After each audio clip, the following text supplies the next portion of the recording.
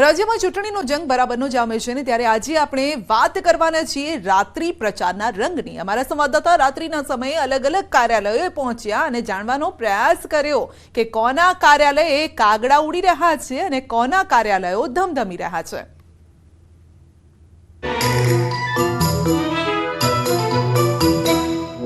આહાહાહા, ગરમ ગરમ ભજીયા જુઓ તો ખરા। घाण पर घाण उतरी रहा है। भजिया तो एवा तड़ाई गया है कि जेने जोता ज मोंमां पाणी आवी जाय। भजियानी साथे चटणी पण जोरदार चटाकेदार। तो आ तरफ तो फुल डिश है, लाडू, दाळ भात, शाक, पापड़ ने पूरी। आज भजिया ने आज गुजराती थाळीनो स्वाद हाल कार्यकर्ताओ माणी रह्या छे गुजरातमां। कारण के भाजप होय के कांग्रेस के पछी आम आदमी पार्टी, તમામ ઉમેદવારો અને તેમના સમર્થનમાં લાગેલા ધારાસભ્યો સ્થાનિક નેતાઓએ હાલ કાર્યાલયો ધમધમતા કર્યા છે અને આ કાર્યાલયો પર રાત્રે કંઈક હાલ આવો જ માહોલ જામે છે। ગુજરાતી થાળી અને ભજીયા ઉપરાંત ગાંઠિયા અને ચા પાણી તો ચાલુ જ હોય છે, એટલે કે હાલ કાર્યાલયોમાં તો ફૂલ ફેસિલિટી છે। નાસ્તા પાણી સાથે અહીં આરામની પણ વ્યવસ્થા, એટલે જ કેટલાય કાર્યકર્તાઓ માટે તો હાલ કાર્યાલય જ બીજું ઘર બની ગયું છે। જો કે અહીં માત્ર નાસ્તા પાણી અને આરામ જ નથી થતા, અહીંથી તો ઘડાય છે રણનીતિ। એ રણનીતિ જે પક્ષને જીત સુધી લઈ જાય અને એ કાર્યકર્તા પાર્ટીનો પાયાનો માણસ કહેવાય છે। સૌપ્રથમ અમારી ટીમ ખેડા લોકસભાના ભાજપના કાર્યાલયે પહોંચી। નડિયાદ વિધાનસભાના ધારાસભ્ય પંકજ દેસાઈએ બનાવેલા કાર્યાલયે ખાસ આયોજન કરાયું છે। રાત્રિના 9 વાગ્યા પછીનો આ સમય। અમે જ્યારે પહોંચ્યા ત્યારે ગરમા ગરમ ભજીયાના ઘાણ ઉતરી રહ્યા હતા। બીજી તરફ કાર્યકર્તાઓ ચટણીની સાથે ભજીયાની લિજ્જત માણી રહ્યા હતા। એટલું જ નહીં, આખો દિવસ પ્રચારમાં જોડાયેલા કાર્યકર્તાઓ માટે મોટી સ્ક્રીન પર આઈપીએલ મેચનું પણ આયોજન કરાયું હતું। કાર્યકર્તાઓના મનોરંજન માટે અહીંયા એક આઈપીએલની વ્યવસ્થા કરી છે, ચા નાસ્તાની વ્યવસ્થા કરી છે। આ એક કંટાળાજનક પરિસ્થિતિ ઊભી ના થાય એના માટેની મનોરંજનની વ્યવસ્થા છે। સાથે સાથે અહીંયા કાર્યકર્તાઓ બીજા દિવસે કયા લોક સંપર્ક કરવાના હોય છે, લાભાર્થીઓના સંપર્ક થતા હોય છે, સુચારુ વ્યવસ્થા અને આયોજન થઈ શકે તેના માટે અહીંયા આમ સૌ ભેગા થતા હોય। જો કે આ દરમિયાન પણ કાર્યકર્તાઓ નાની નાની વાતોનું ધ્યાન રાખી રહ્યા છે અને દરેક મતદાતાઓ સુધી પોતાની પાર્ટીનો સંદેશ પહોંચાડી ઉમેદવારને જીત અપાવવા અપીલ કરી રહ્યા છે। સાથે જ કેવી રીતે મતદારોને રીઝવી શકાય અને વધુમાં વધુ લોકો સુધી કેવી રીતે પહોંચી શકાય તે માટે ખાટલા બેઠક પણ થઈ રહી છે। એટલે કે મનોરંજન સાથે સાથે રોજ કાર્યકર્તાઓ ગ્રુપ મીટિંગ તેમજ આવનારા કાર્યક્રમને લઈને વિસ્તૃત ચર્ચા પણ કરતા હોય છે। લોકસભાની ચૂંટણીના મતદાનના હવે ગણતરીના દિવસો ગણાઈ રહ્યા છે ત્યારે પ્રચારનો ધમધમાટ ચાલુ થઈ ગયો છે। ત્યારે ભાજપ દ્વારા સમગ્ર ગુજરાત સહિત ખેડા 17 લોકસભાના તમામ વિધાનસભામાં કાર્યાલયો ખોલવામાં આવ્યા છે। મારી પાછળ તમે જે કાર્યાલય જોઈ રહ્યા છો આ કાર્યાલય છે 116 નડિયાદ વિધાનસભાના ધારાસભ્ય પંકજભાઈ દેસાઈ દ્વારા કાર્યાલયનું શુભારંભ કરવામાં આવ્યો છે। કાર્યાલયની મહત્વની વાત કરીએ તો આ કાર્યાલયની અંદર જે આવતા કાર્યકર્તાઓ છે તેમને બોરિંગ ના લાગે તેના માટે આઈપીએલ મેચની ખાસ વ્યવસ્થા કરવામાં આવી છે। તેમજ આ કાર્યાલય દિવસ દરમિયાન જે ગરમી પડતી હોય છે ત્યાં રાત્રે દરમિયાન કાર્યકર્તાઓ આવતા છે। જે પ્રકારે દ્રશ્યો બતાવીશ કે અત્યારે જે પોતાના જે કામગીરી સોંપવામાં આવતી છે પાર્ટીની ત્યાં ચર્ચા કરેલા છે। અહીં કાર્યકર્તાઓ વચ્ચે ચર્ચા થઈ રહી હતી કે મતદાનના દિવસે કેવી રીતે બૂથ પર પ્લાનિંગ કરવું, વધુમાં વધુ મતદાતાઓ પહોંચે તે રીતે આયોજન કરવું, કેવી રીતે મતદાનની ટકાવારી વધારી શકાય, સાથે સાથે કયા બૂથ પર કોણ કામ કરશે તે અંગે પણ કાર્યકર્તાઓને જવાબદારી સોંપવાનું લિસ્ટ તૈયાર કરાયું। કાર્યકર્તાઓ આખો દિવસ તમે જુઓ કે છેલ્લા કેટલાય સમયથી પંકજભાઈ સાહેબ પોતે પણ આખા નડિયાદની અંદર 2 વખત પ્રચાર પૂર્ણ કર્યો। એમને સાથ સહકાર આપીને તમામ કાઉન્સિલરશ્રીઓ, સંગઠનના તમામ મિત્રો ઘરે ઘરે જઈને દેવુસિંહ સાહેબને જંગી બહુમતીથી જીતાડી અને દેવુસિંહ સાહેબ રૂપી કમળ નરેન્દ્ર મોદી સાહેબના ચરણોમાં જાય એના માટે અમે તનતોડ મહેનત કરી રહ્યા છીએ। વાતો તો એ જ થતી હોય છે તો કે કઈ રીતે કયા બૂથમાં અને કયા વોર્ડમાં કઈ રીતે આપણે એની હાઉ લીડ વધારીએ દેવુસિંહ સાહેબ માટે એ અમારા કાર્યાલયમાં કાર્યકરો સાથે વાત થતી હોય છે અને બધા ગ્રાઉન્ડ લેવલે મહેનત કરે, બૂથ વાઇઝ મહેનત કરે। એ બધી એવરીડે અલગ અલગ મીટિંગો બધા બૂથ વાઇઝ કાર્યકર્તાઓ સાથે થતી હોય છે। ભાજપ નેતાઓનો દાવો છે કે જેમ જેમ મતદાનનો દિવસ નજીક આવશે તેમ તેમ કાર્યાલયો પર ભીડ પણ વધશે। જેમ જેમ દિવસ નજીક આવશે તેમ ઓફિસ ધમધમશે અને કાર્યકરો વધુ ને વધુ અહીં આવતા રહેશે।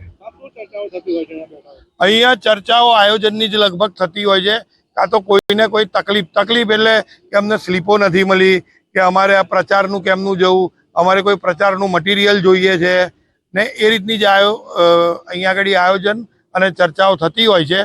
આ તરફ નર્મદા જિલ્લાના રાજપીપળા શહેરમાં બનાવેલા કમલમમાં રાત્રિ દરમિયાન ચહેલ પહેલ કંઈક આ રીતે જોવા મળી.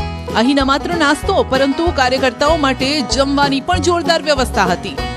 અને અહીં જમવાનું જેવું તેવું નબળું નહીં, કારણ કે અહીં તો પાક્કું ભોજન લાડુનું જમણ હતું. લાડુ સાથે દાળ, ભાત, શાક અને પાપડ. આહાહાહા, પછી તો મોજ જ પડે ને. આ કમલમ છે અને આ કમલમ ખાતે હાલ રાત્રિ દરમિયાન પણ ચહલપહલ દેખાઈ રહી છે. ખાસ વાત કરીએ જે કોન્ફરન્સ હોલ છે, કોન્ફરન્સ હોલમાં મોટી સંખ્યામાં જે કાર્યકર્તાઓ છે એ ભેગા થઈ ચૂક્યા છે.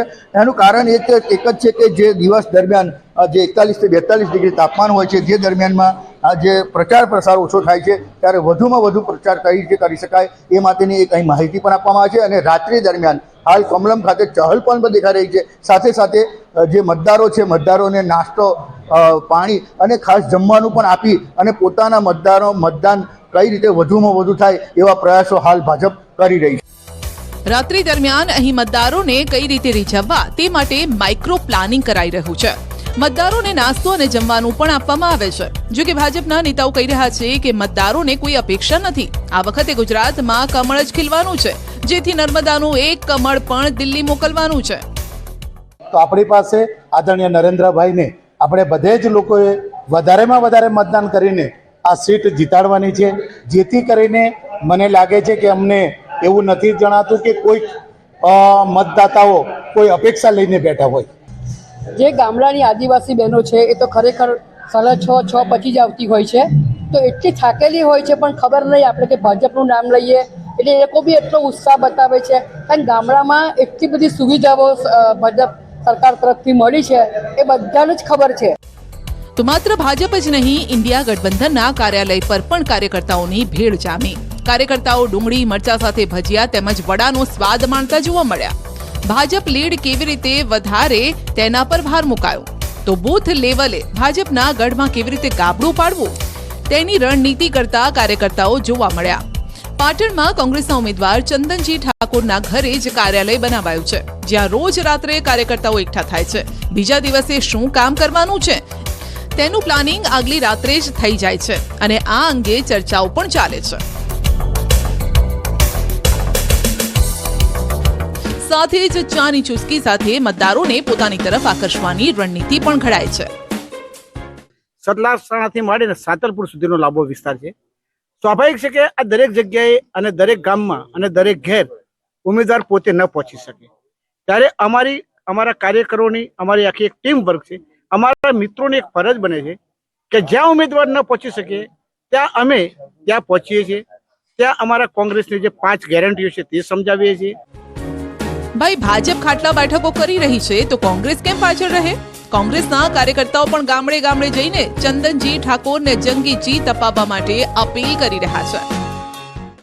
પરિવાર જોડે મળી અને કાર્યક્રમ બનાવવા માટેના એક પ્રયાસો ચાલી રહ્યા છે.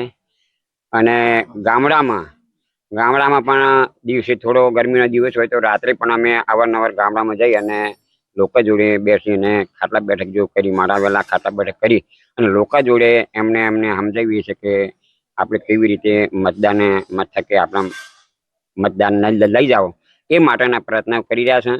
અને લગભગ અમારો ઉમેદવાર ચંદનજી ઠાકોર છે ને, એમના માટે એક પ્રભુ જેવો માણસ છે કે એમના માટે પણ લોકોની ખૂબ જ એક તાલાવેલી છે કે આવા ઉમેદવારને આપણે જીતાડીએ તો ખૂબ અમારા વિસ્તારના કોઈ પ્રશ્ન છે એ પ્રશ્ન બિલકુલ મતદારો સાથે પહોંચી અને મતદાન મથક ઉપર લઈ જવાની વાત છે. દિવસ દરમિયાન ક્યાંક ઉમેદવાર તો પોતાનો પ્રચાર કરે છે, ઘણા એવા વિસ્તારમાં ઉમેદવાર ના પહોંચી શકે. તે બાબતે કેવી રણનીતિ ઘડો છો અને અત્યારે કઈ રીતે પ્લાન કરી રહ્યા છો? ઉમેદવાર ના પહોંચી શકે એના માટે જ અહીંયા રાત્રિમાં બધા મિત્રો, ઇન્ડિયા ગઠબંધનના મિત્રો ભેગા થઈને પ્લાનિંગ કરીએ છીએ. દિવસ દરમિયાન જે વિસ્તારમાં અમારા ઇન્ડિયા ગઠબંધનના ઉમેદવાર શ્રી ચંદનજી ઠાકોર જ્યાં પહોંચી નથી શકતા, ત્યાં અમે ટીમ બનાવીને એ વિસ્તારોમાં પ્રચાર કરીએ છીએ. હવે આવીએ મધ્ય ગુજરાતમાં. અહીંની આણંદ લોકસભા બેઠક જેના ઉમેદવાર છે કોંગ્રેસના અમિત ચાવડા. ભાજપના ઉમેદવાર મિતેશ પટેલ સામે મેદાને છે. આણંદમાં અમિત ચાવડાએ કાર્યાલય બનાવ્યું છે. બહાર અમિત ચાવડાના ફોટોવાળું વિશાળ પોસ્ટર પણ લગાવ્યું છે, જેમાં લખવામાં આવ્યું છે કે આપણો ભાઈ અમિત સૌનું હિત સાચવશે. જો કે કાર્યાલયની અંદર રાત્રિના સમયે ગણતરીની સંખ્યામાં કાર્યકર્તાઓ હાજર જોવા મળ્યા. ન તો અહીં મોટી સ્ક્રીન હતી, ન તો જમવાની વ્યવસ્થા. અમે જ્યારે ઓછી સંખ્યા અંગે કાર્યકર્તાઓને સવાલ કર્યો ત્યારે કાર્યકર્તાઓએ દાવો કર્યો કે ચૂંટણી પંચની મર્યાદા રાત્રે 10 સુધીની જ હોવાથી કાર્યાલયો પર કાર્યકર્તાઓ ઓછા આવે છે.